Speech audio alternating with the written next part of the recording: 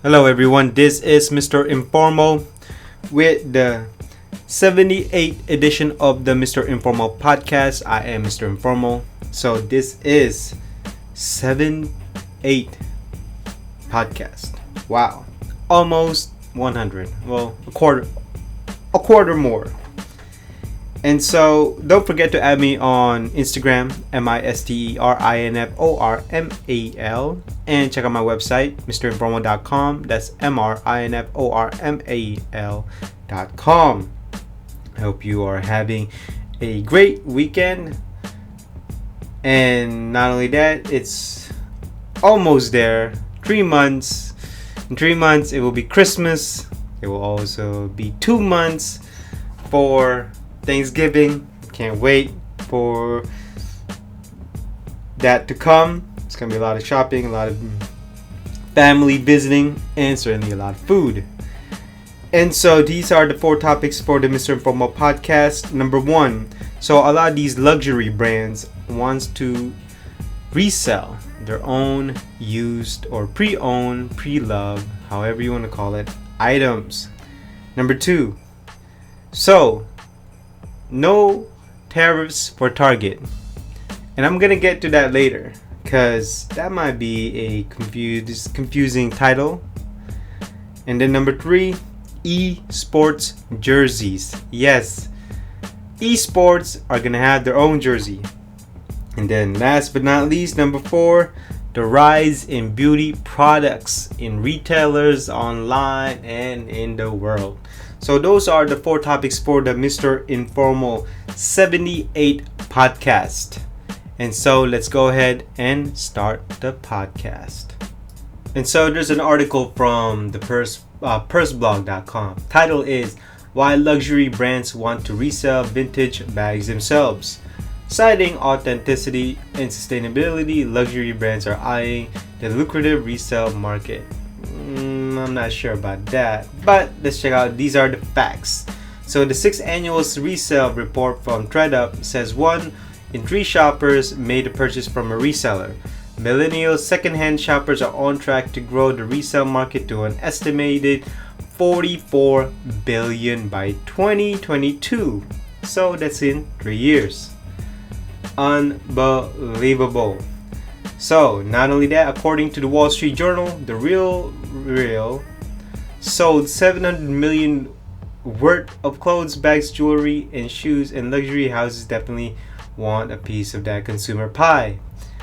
Designer-owned resale service would give a high-end brands the ability to control prices as well increase their claim sustainability and significant factor in buying decisions of many millennial shoppers. Wow. Another thing is that CEO Bernard Arnault said in a statement that McCartney's prominent role as sustainability ambassador echoes LVMH commitment as well. And then not only that, this LVMH owns Louis Vuitton, Christian Dior, Fendi, Loewe, Marc Jacobs, and Celine, among other luxury brands. So basically, they're making a plan stating that customers who co-sign their Stella McCartney items on the site receive $100 gift card for the Stella McCartney store based on the Real. So, first of all, that's a lot of money. We're looking at $700 million, and then it will potentially grow up to $44 billion by 2022. Here's my first problem about this. As you know, I did a podcast, I can't remember which one, that a lot of these luxury brands are burning their own items, unused, unsold items. So that is a problem.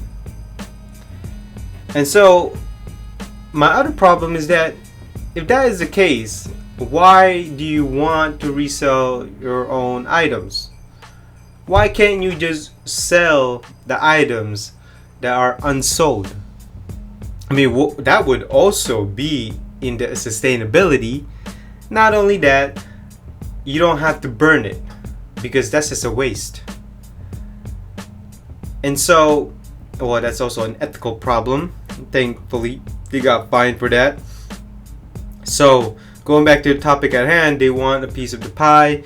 They want the reseller market. But my other problem is that they're trying to control the price. And so I'm not really happy about that. So you're telling me that I'm going to buy an item, and a used item, let's say Chanel, and it's $300 less than a new one. I'm not going to do that. No. That is not worth my time. That is not worth the money. There's a reason why these are called resellers.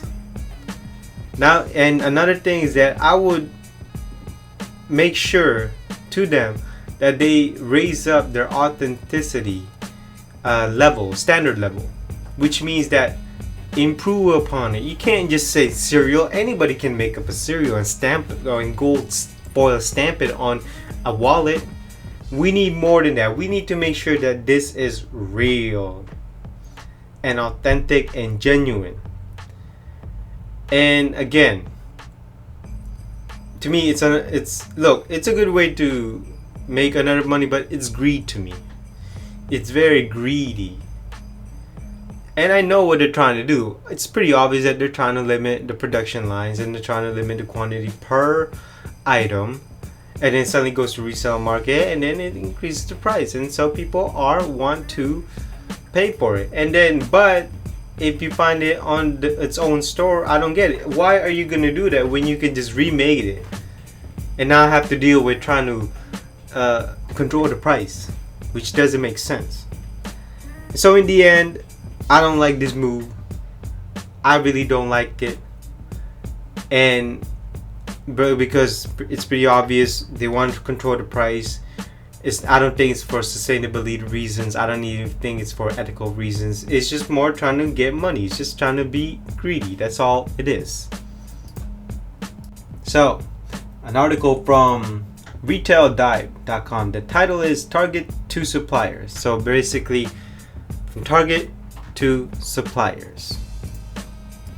So, as you know, US put tariff charges to China. So the suppliers for Target is basically telling them, Target to suppliers, we're not paying for the tariffs. So it's up to you to pay for the tariffs.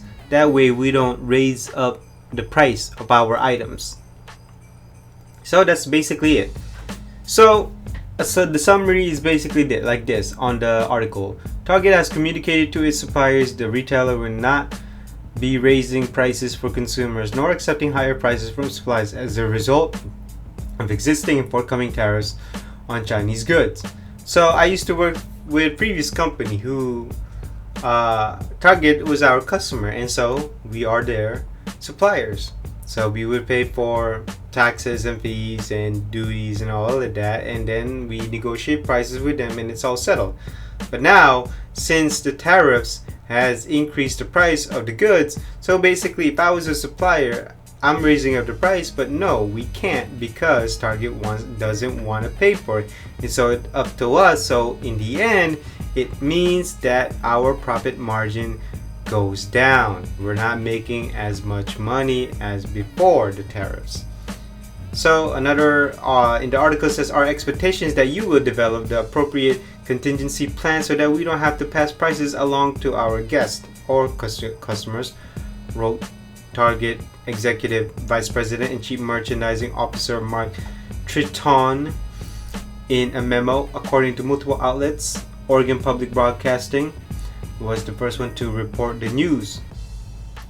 So basically, an analyst on the August call put the percentage of Target's own imports at 80%, exposed to list 4 through Cornell called the number overstated. Not only that, supplier negotiation have been a hallmark of a tariff mitigation strategies mentioned on earnings call by executive at retailers Big Lots to Best Buy to Dick's to Pier 1 discount retailers so far have been particularly adapted to these negotiations.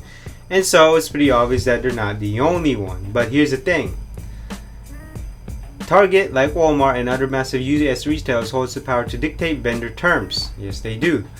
Through Walmart warned new tariffs would raise prices on its shelves back in May. By the time the company announced its strong second quarter earnings in mid-August, price hikes started to look less likely. In fact, the retailer had lowered some prices. So, if you're a vendor, it's pretty obvious that, or you're a supplier, you're not happy. Second thing is that you are at the mercy of Target, especially if your profits is 30% Target.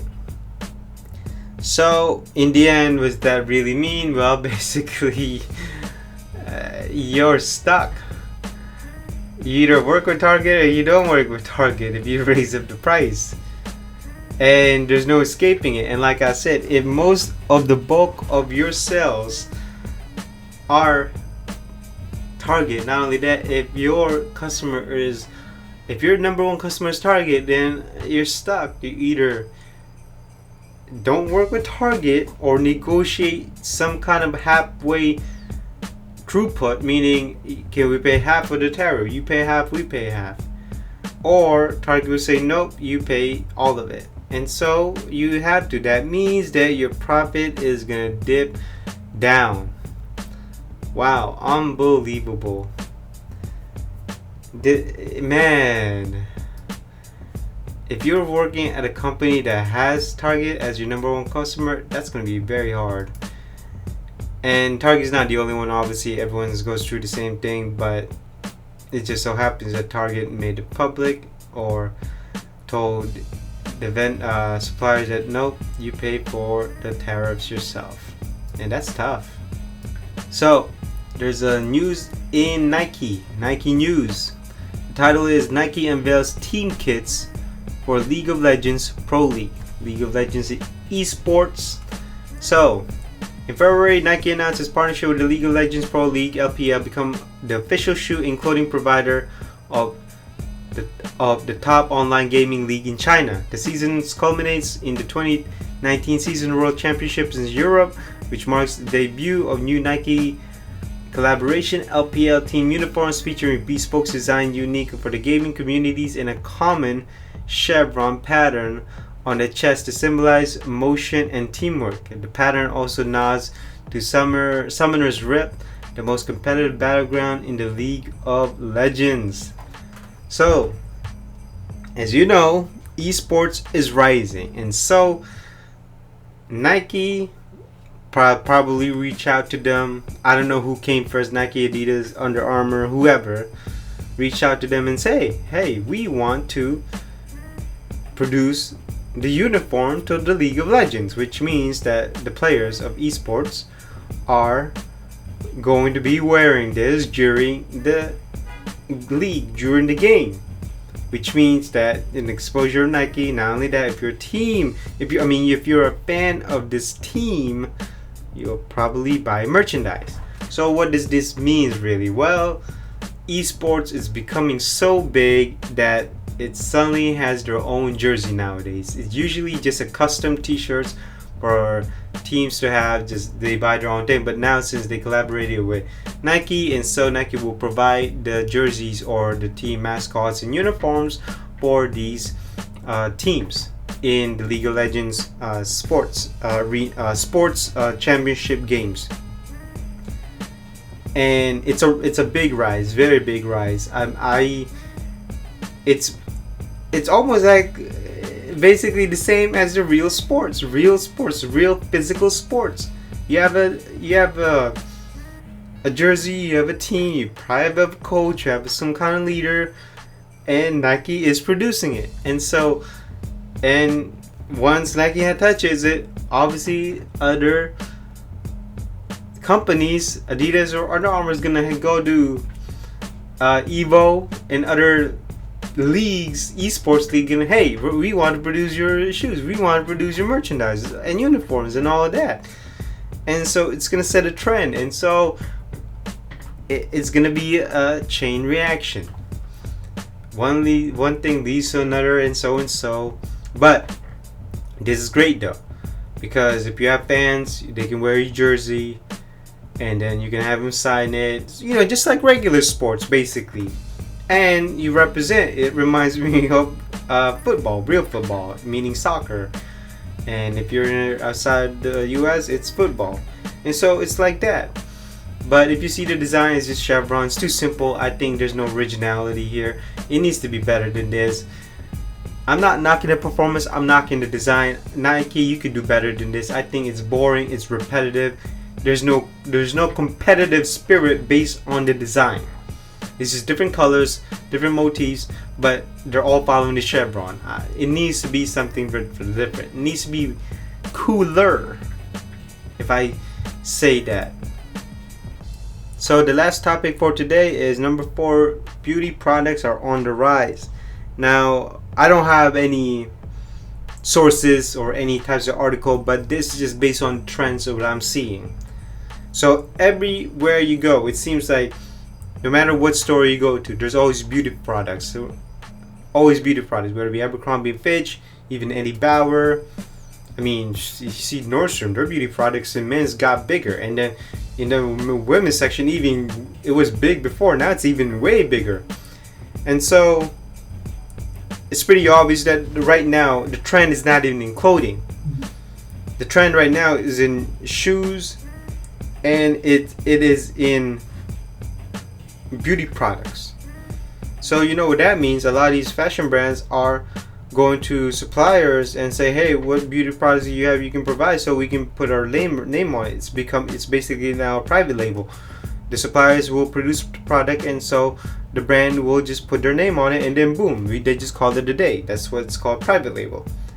And so every clothing brand that you know, or even lifestyle brand, are gonna have their own beauty products, whether it be a facial wash, cleanser, foundation, makeup, lipstick, even eye cream, facial cream, body shop lotion, sunblock, whatever it may be. It's all becoming a beauty brand. Even hygiene products, you can even call it. And the biggest one is going to be, the biggest rise obviously going to be on the men's side. We all know about women's hygiene products and beauty products. We already know that. But now more and more men are wearing makeup. More and more men are whether it be shaving cream, aftershave lotion. I mean, look, there was before, there was already, but now it's bigger. Whether it be body lotion, even beard lotion or beard oil, even eye bag creams. I mean, wrinkle resistant cream, whatever you want to call it. So the biggest rise will be on the men's side compared to the women's side. Now they're also having these unisex type products, which I think is also going to be on the rise too. So that's going to be cool. But whatever it may be, cologne, perfume, every fashion brand seems to have their own beauty products. So don't be surprised if you're starting to see it, or you already see it and you already know what I mean, because everywhere you see it, that's the trend. Whatever is the trend, everybody's got to have it so they can make that quick buck. But the ones who already started it already see long-term growth, already see long-term potential sales, saying, hey, we got to make our own products.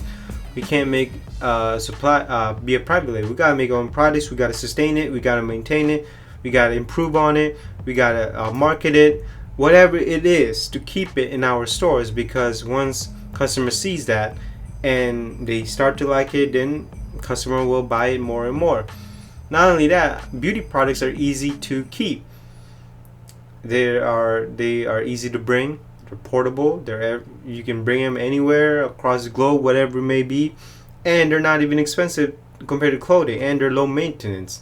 You don't have to wash them. You just take out the cap and then put it back in, and then boom, that's it. And so it's going to be on the rise. So it's going to be on the rise, and look out for it.